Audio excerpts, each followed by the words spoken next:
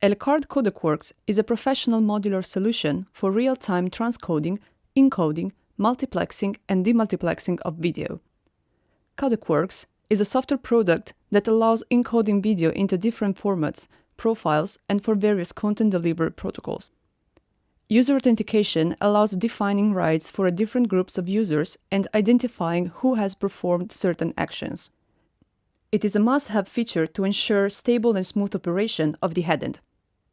In the demo version, user authentication is disabled by default to simplify testing activities. When you start CodecWorks for the first time, log in with the default credentials. To do this, right-click the server address and select Login in the context menu. Enter default credentials, Administrator, Admin.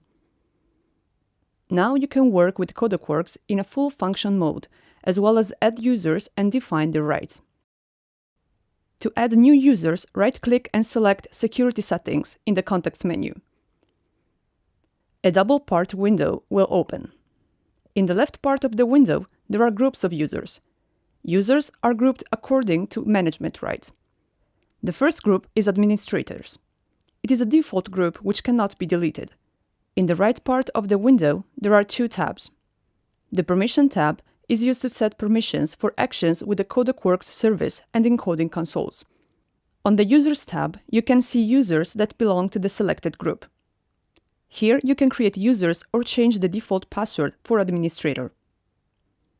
To do that, select Administrator and click Edit. Let's consider the example of how to grant permissions to a user. Create a group Users. To do that, click Add in the left part of the Security Settings window. Go to the Users tab and click Add.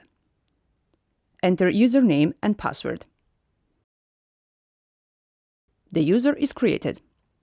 To set permissions for the Users group, select the Permissions tab. Set permissions on the Service tab.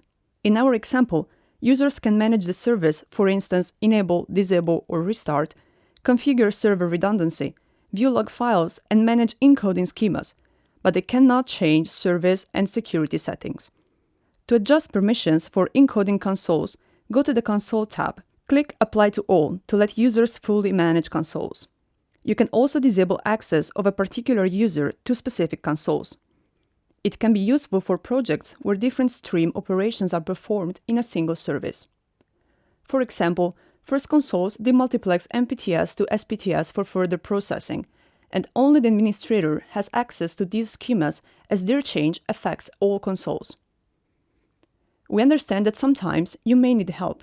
Elecard has a support team as well as a business team that can help structure a solution for you.